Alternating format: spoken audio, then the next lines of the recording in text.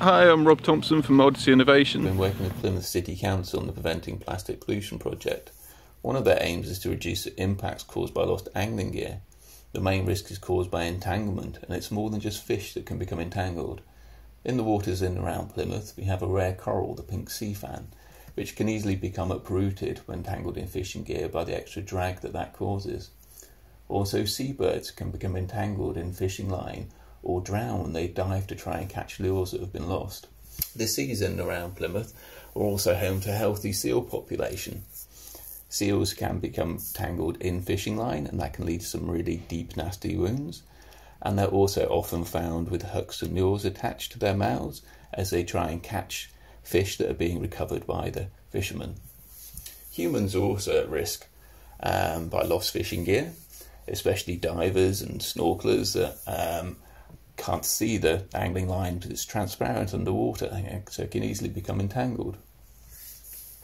Also, as angling line breaks down, like all plastic, it doesn't disintegrate, it just gets smaller and will eventually turn into microplastics. And these microplastics can be found throughout the entire food chain, including within humans. And it's more than just the plastic that poses a problem when it comes to ingestion. Lead can also leach toxic chemicals, and as that disintegrates within the marine environment, that will also accumulate within those food chains. On popular angling spots, we often find large accumulations of fishing gear that's been lost. This can create a mat on the seabed, which can cause additional gear to become lost within it. Crustaceans, when they try and move across these areas, can easily become tangled within this matted material. And when they die, they attract more marine life to come and try and feed on them, which effectively creates a trap.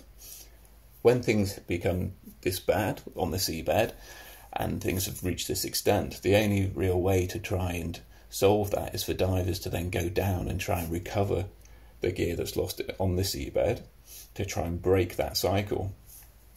But recovering gear alone is not enough. We need to stop these problems happening in the first place. We need prevention. And this video demonstrates simple changes that can be made by all fishermen to help prevent losing gear. This is one part of a project that's an Interreg funded project. It's a cross-channel project working with 18 different organisations in France and the UK.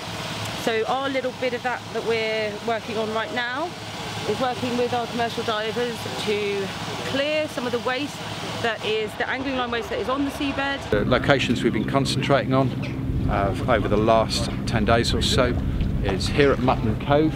We're covering bicycles, trolleys, general man-made debris that's been dropped at these locations. Dumpy bags are just lining up now full of gear. And of course that gear then needs to be graded. Marine growth needs to be removed. The metal, the weights, the lead weights, all of the organic matter, all has to be separated from the actual fishing line to clean it up, ready to be recycled. So I'm Eve. This is obviously, as you can see, a very large amount of angling line from quite a small area, tip of the iceberg of what could be happening elsewhere in popular fishing places in the UK. Hi, I'm Ben Bassett. I'm a lure angler from Plymouth, and I'm here to talk through how we can be more responsible when we're fishing. We're fishing this way because you get a lot of feel. We've been using very light line. You're not fishing right in the snags, you're fishing around them, and because you're fishing man-made structure, you tend to avoid a lot of the sort of big rocks and snags that you can often find elsewhere. If you can see that, but I'm using braided line with a fluorocarbon leader. The fluorocarbon leader helps for rubbing on rocks, so less likely to break off. It also is a little bit more see-through, so the fish won't see it as easy. There's other ways to be responsible. You can use rigs like the paternoster rig, which can keep your hook above the snags and in the eye of the fish. There's also just trying to think about where you're fishing. Are you fishing over rocky terrain? Are you fishing sand? Are you fishing a mixed ground? Think about the weights you're using. Are you using too heavy a weight for where you're fishing, or are you using too light? Because sometimes a very, very light weight can end up getting dragged into snags where you don't mean to be.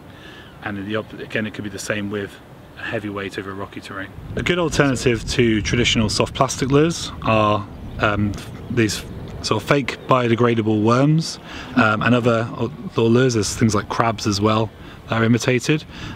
This all will degrade over time. So I'm just going to go through weedless hooks and how to use them. So the weedless hook looks like that.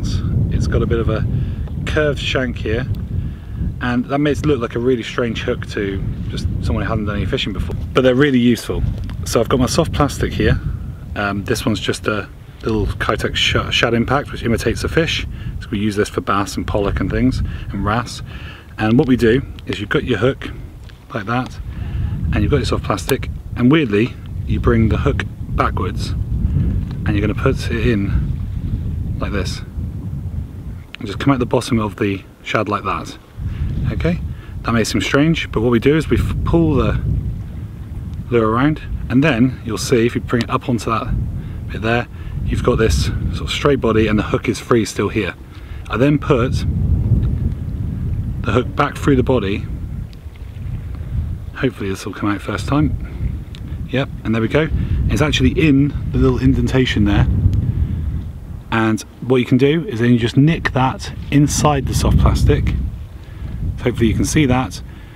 And what that does is that means nothing's going to catch on there, no weed, rocks or anything, until the fish bites down and releases it and your hook's free. When fishing with lure or bait, it's worth considering your line as you're fishing.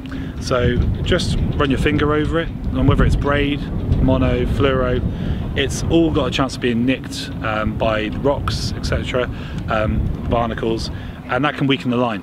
So what we don't want to do is lose a good fish. We also don't want to lose tackle. So it's definitely worth checking it. And if it is nicked or doesn't feel right, just cut it back. So your best point of call when you're starting to go fishing in a particular place is to look to your local tackle shop, or maybe look online, Facebook groups, etc., and just approach them and just ask them what kind of ground you're going to be fishing and what you should be using in that particular ground, because they're going to know. So yeah, you can reach out as long as you're doing it. Yeah, you're not doing too invasively. Obviously, just speaking to people politely. Most people will give you the basic information that is required. So that's definitely something worth looking into. Now the angling scheme is live in Plymouth, in places like Elphinstone, where we are today, and across the water in Mountbatten. We've got an opportunity to make sure that a line like this doesn't end up in the bin. And this is the kind of waste that we have been finding. We're getting some end-of-life spools here, which people have been emptying the reels. This is all very recyclable material. We are having some challenges with some of the as well, making sure that we get the right type of material. So trying to avoid contamination of the bins with things like bait bags and any organic material is a real challenge for us. Please keep an eye out for the recycling bins on the harbours. Please help tell other anglers about the scheme, and please encourage them to recycle some of their gear as well. I also take any of the spools that are left over as well. If you're changing over any gear, then please come along and pop them in the recycling bins too.